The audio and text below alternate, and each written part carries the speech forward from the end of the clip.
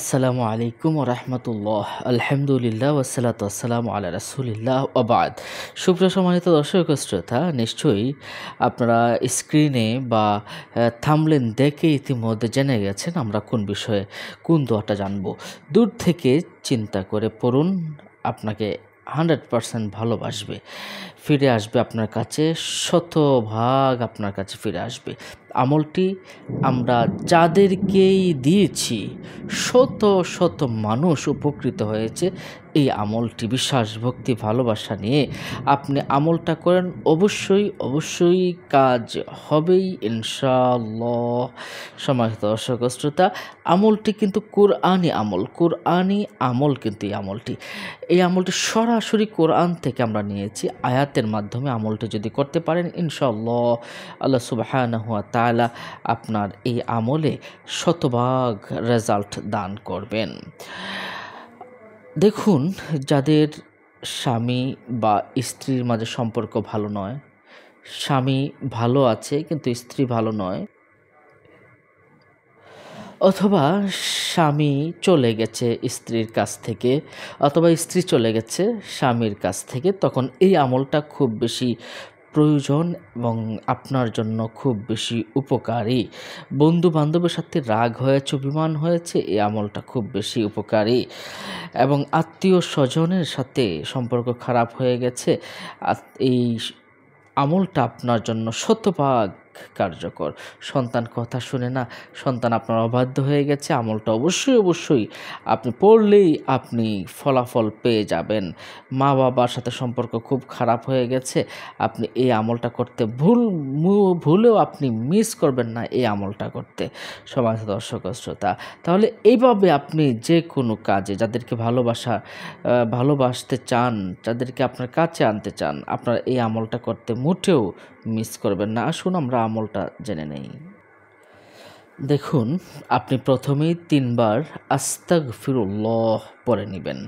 একটা পবিত্র স্থানে বসে, জায়নামাজের উপরে বসেও কিন্তু আমলটা করতে পারেন, অথবা ভালো পাক পবিত্র জায়গায় বসে আপনি আমলটা করবেন। প্রথমে 3 বার আস্তাগফিরুল্লাহ আস্তাগফিরুল্লাহ আস্তাগফিরুল্লাহ পড়ে নেবেন। তারপর 3 বার দুরূদ শরীফ পড়ে নেবেন। এখন প্রশ্ন হলো, হুজুর দুরূদ শরীফ কোনটা পড়ব? আপনি যদি নামাজের ভিতরে যে দুরূদ শরীফ আছে, এই দুরূদ শরীফটাও আপনি পড়তে পারেন, যেটাকে দুরূদ ইব্রাহিম বলা হয়।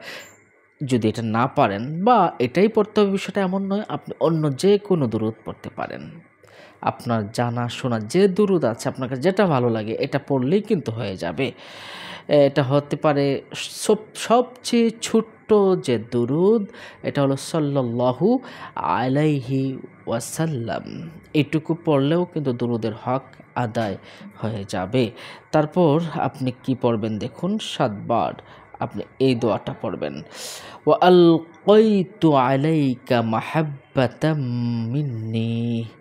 এটা পড়তে থাকবেন আর মনে মনে যাকে বাধ্য করতে চাচ্ছেন, যাকে আপনার ভালোবাসায় পাগল করতে চাচ্ছেন, তার কথা আপনি চিন্তা করবেন আর এই দোয়াটা 7 বার পড়বেন। ওয়া আলকাইতু আলাইকা মাহাব্বাতাম মিন্নি।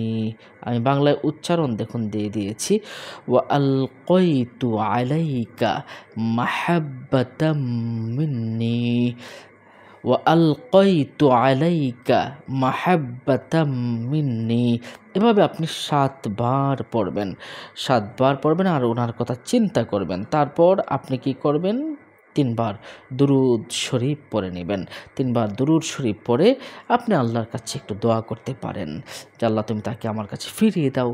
যদি পারেন দোয়া করবেন, আর এভাবেই আমলটা কিন্তু আপনি করে যাবেন। আপনি লাগাতার কয়েকদিন করলে কিন্তু আপনি ফলাফল পেয়ে যাবেন ইনশাআল্লাহ।